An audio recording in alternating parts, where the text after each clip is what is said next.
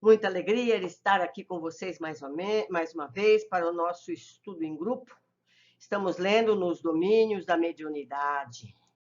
Hoje veremos o capítulo 15, Forças Viciadas. Caía a noite. Após o dia quente, a multidão desfilava à via pública, evidentemente buscando ar fresco. Dirigíamos-nos a outro templo espírita, em companhia de Aulus, segundo o nosso plano de trabalho, quando tivemos nossa atenção voltada para a enorme gritaria. 2 guardas arrastavam de restaurante barato um homem maduro em deploráveis condições de embriaguez. O mísero esperneava e proferia palavras rudes, protestando. Observe o nosso infeliz irmão, determinou o orientador. E porque não havia muito tempo entre a porta ruidosa e o carro policial, pusemos-nos em observação. Achava-se o pobre amigo abraçado por uma entidade da sombra, qual se um polvo estranho o absorvesse. Num átimo, reparamos que a bebedeira alcançava os dois, porquanto se justapunham completamente um ao outro, exibindo as mesmas perturbações. Em breves instantes, o veículo buzinou com pressa e não nos foi possível dilatar anotações. O quadro daria ensejo valiosos apontamentos. Ante a alegação de Hilário, o assistente considerou que dispunhamos de tempo bastante para a colheita de alguns registros interessantes e convidou-nos a entrar. A casa de pasto recogitava. Muita alegria, muita gente. Lá dentro, certo, recolheríamos material adequado a expressivas lições. Transpusemos a entrada. As emanações do ambiente produziam em nós indefinível mal-estar. Junto de fumantes e bebedores inveterados, criaturas desencarnadas, de triste feição, se demoravam expectantes. Olha aqui como é que foi grafado isso aqui. Algumas sorviam as baforadas de fumo arremessadas ao ar, ainda aquecidas pelo calor dos pulmões que a expulsavam. Nisso, encontrando alegria e alimento. Outras aspiravam o hálito de alcoólatras impertinentes, impenitentes. Indicando-as, informou o orientador. Muitos de nossos irmãos que já se desvencilharam do vaso carnal se apegam com tamanho desvario às sensações da experiência física que se cosem àqueles nossos amigos terrestres temporariamente desequilibrados nos desagradáveis costumes por que se deixam influenciar. Temos aqui as gravuras. Lá no fundo, André Luiz, olha lá. Mas por que mergulhar dessa forma de prazeres dessa espécie? Hilário disse o assistente bondoso. O que a vida começou, a morte continua. Esses nossos companheiros situaram a mente nos apetites mais baixos do mundo, alimentando-se com um tipo de emoções que os localiza na vizinhança da animalidade.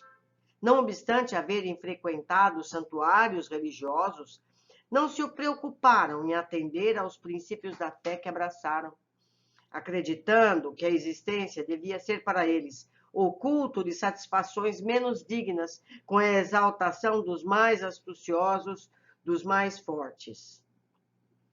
O chamamento da morte encontrou-os na esfera de impressões delituosas e escuras, e como é da lei que cada alma receba da vida, de conformidade com aquilo que dá, não encontram interesse senão nos lugares onde podem nutrir as ilusões que lhes são peculiares, porquanto na posição em que se veem, temem a verdade e abominam-na, procedendo como a coruja que foge à luz. Meu colega fez um gesto de piedade e indagou.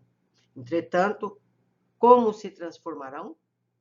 Chegará o dia em que a própria natureza lhes esvaziará o cálice, respondeu Aulus convicto. Há 1000 processos de reajuste no universo infinito em que se cumprem os desígnios do Senhor. Chamem-se de aflição, desencanto, cansaço, tédio, sofrimento, cárcere.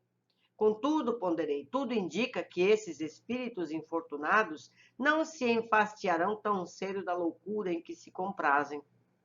Concordo plenamente, redarguiu o instrutor. Todavia, quando não se fatiguem, a lei poderá conduzi-los à prisão regeneradora. Como? A pergunta de Lara ecoou cristalina e o assistente deu-se pressa em explicar. Há dolorosas reencarnações que significam tremenda luta expiatória para as almas necrosadas no vício. Temos, por exemplo, o mongolismo, a hidrocefalia, a paralisia, a cegueira, a epilepsia secundária, o idiotismo, o aleijão de nascença e muitos outros recursos, angustiosos, embora mais necessários, e que podem funcionar em benefício da mente desequilibrada desde o berço em plena fase infantil. Na maioria das vezes, semelhantes processos de cura prodigalizam bons resultados pelas provações obrigatórias que oferecem. No entanto, comentei, e se os nossos irmãos encarnados, visivelmente confiados da devassidão, resolvessem reconsiderar o próprio caminho? Se voltassem à regularidade através da renovação mental com alicerces no bem? Ah, isso seria ganhar tempo, recuperando a si mesmo e amparando com segurança os amigos desencarnados. Usando a alavanca da vontade, atingimos a realização de verdadeiros milagres. Entretanto, para isso, precisariam despender esforço heróico. Observando os beberrões, cujas taças eram partilhadas pelos sócios que lhes eram invisíveis, Hilário recordou. Ontem, visitamos um templo em que desencarnados sofredores se exprimiam por intermédio de criaturas necessitadas de auxílio. E ali estudamos algo sobre mediunidade. Aqui vemos entidades viciosas valendo-se de pessoas que com elas se afinam numa perfeita comunhão de forças superiores. Aqui, no entanto, tanto quanto lá, seria lícito ver a mediunidade em ação? Sem qualquer dúvida, confirmou o orientador.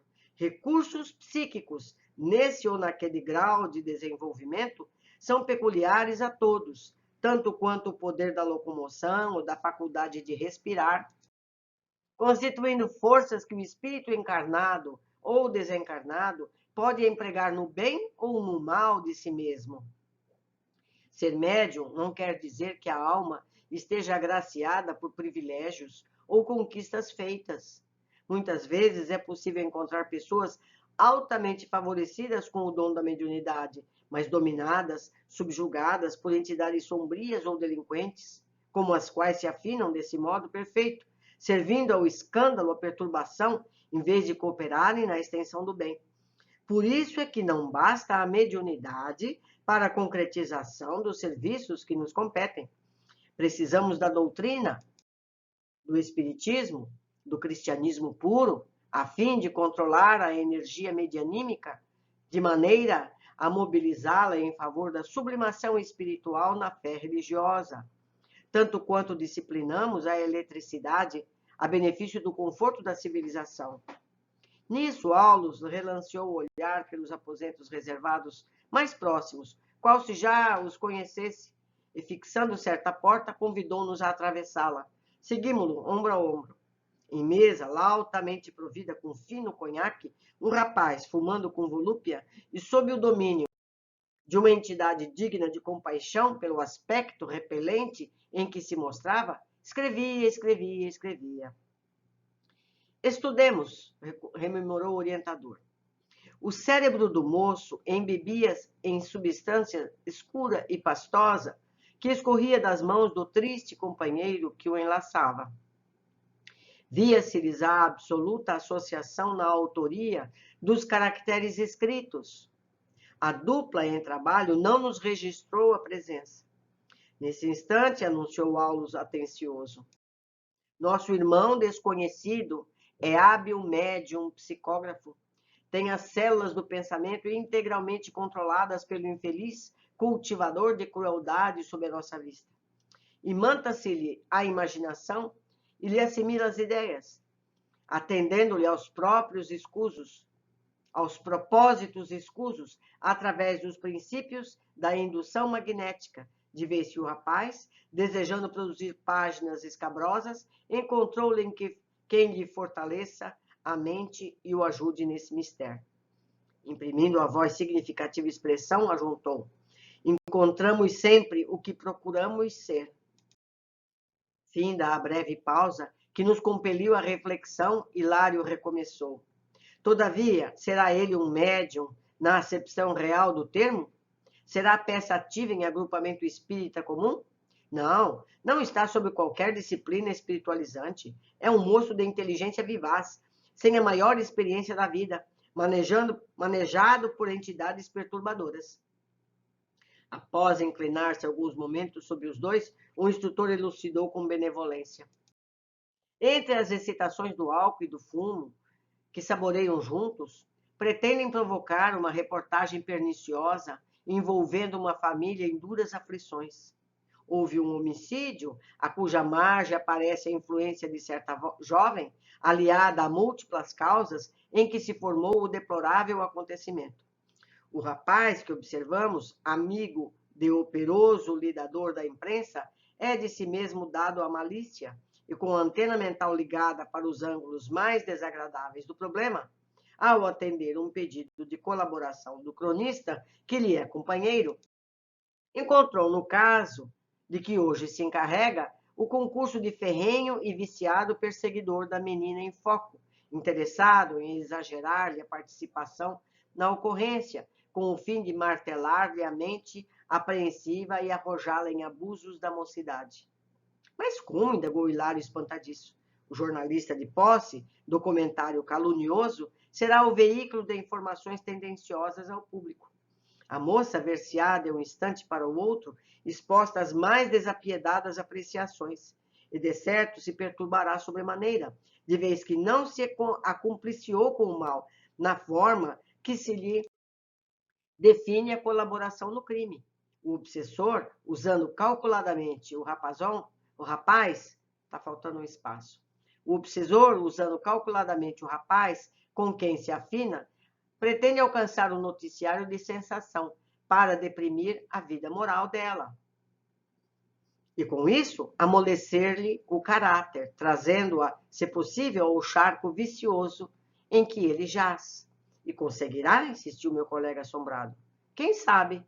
É algo triste, o orientador acrescentou. Naturalmente, a jovem teria escolhido o gênero de provações que atravessa, dispondo-se a lutar com valor contra as tentações. E se não puder combater com a força precisa? Será mais justo dizer se não quiser, porque a lei não nos confia problemas de trabalho superiores à nossa capacidade de solução. Assim, pois, caso não delibere guerrear a influência destrutiva, demorar-se-á por muito tempo nas perturbações a que já se encontra ligada em princípio. Tudo isso por quê? A pergunta de Hilário pairou no ar por aflitiva interrogação. Todavia, Aulus acerenou-nos o ânimo, elucidando. Indiscutivelmente, a jovem e o infeliz que a persegue estão unidos um ao outro desde muito tempo. Terão estado juntos nas regiões inferiores da vida espiritual, antes da reencarnação, com que a menina presentemente vem sendo beneficiada. Reencontrando-a na experiência física, de cujas vantagens ainda não partilha, o desventurado companheiro tenta incliná-la de novo à desordem emotiva, com o objetivo de explorá-la em atuação vampirizante. Aulus fez ligeiro intervalo, sorriu melancólico e acentuou. Entretanto, falar nisso seria abrir as páginas comoventes de enorme romance, desviando-nos do fim que nos propomos atingir. Detenhamo-nos na mediunidade. Buscando aliviar a atmosfera de indagações que Hilário sempre condensava em torno de si mesmo, ponderei. O quadro sob nossa análise induz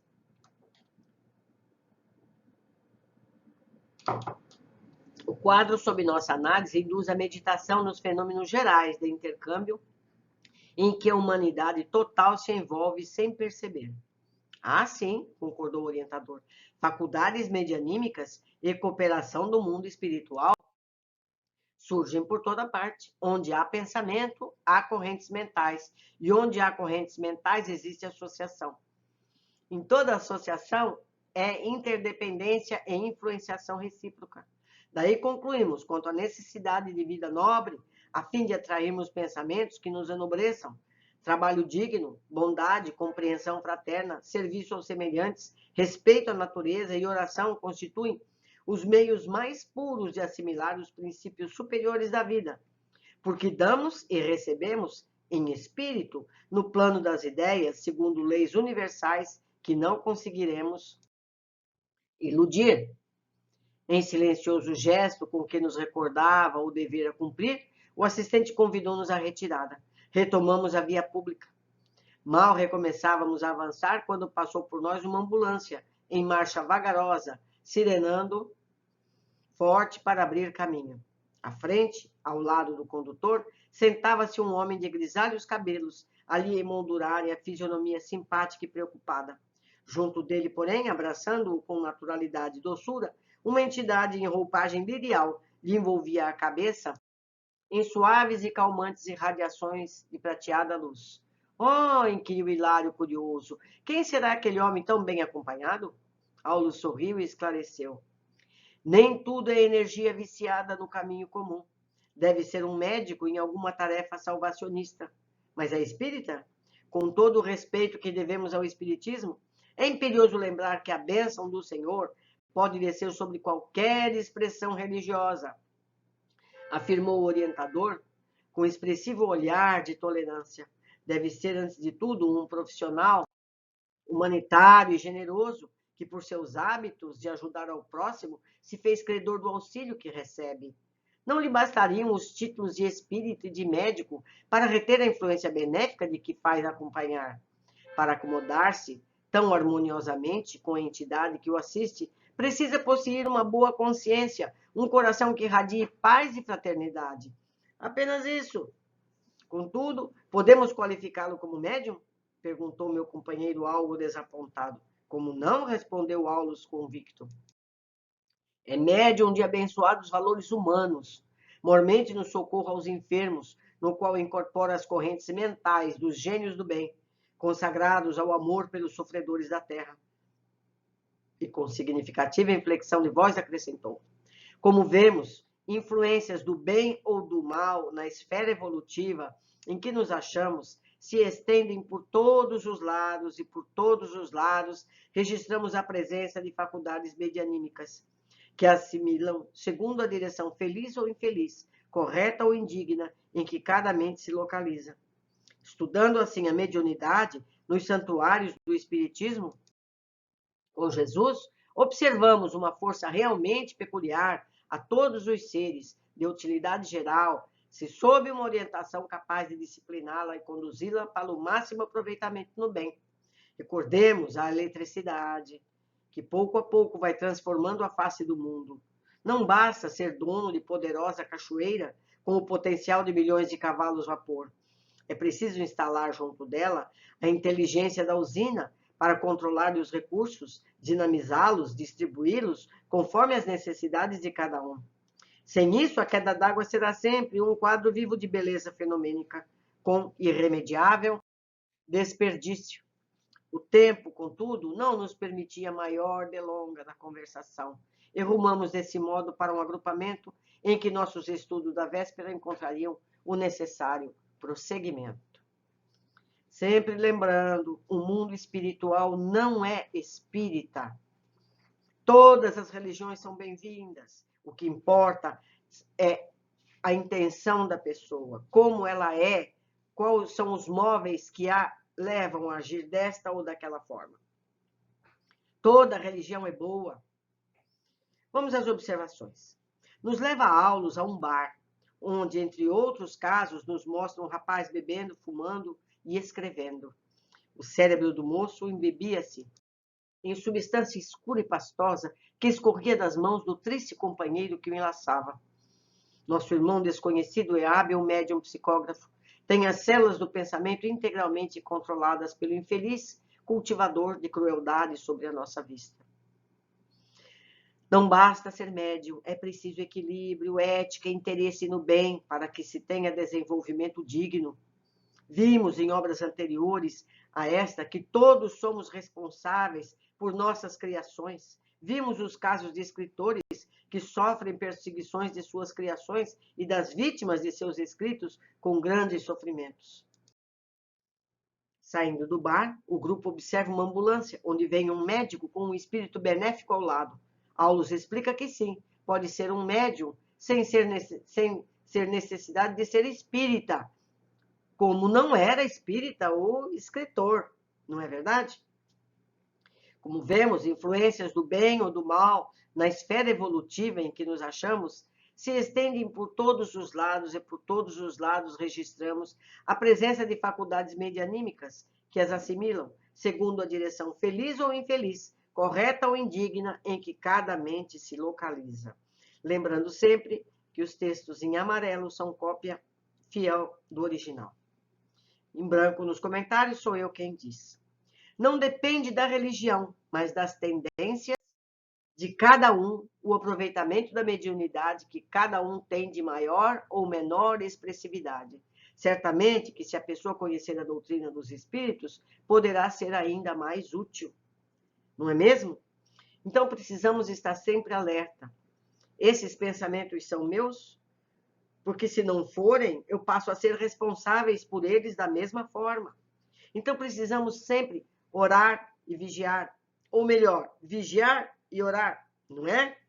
Porque somos responsáveis por toda e qualquer atitude, pensamento, ação. Precisamos estar sempre atento a isso. Deixo aqui mais uma vez meu e-mail, meu contato, para que possamos trocar conhecimentos, ideias, corrigir conteúdos, que será benefício para todos. Um abraço, até o nosso próximo capítulo.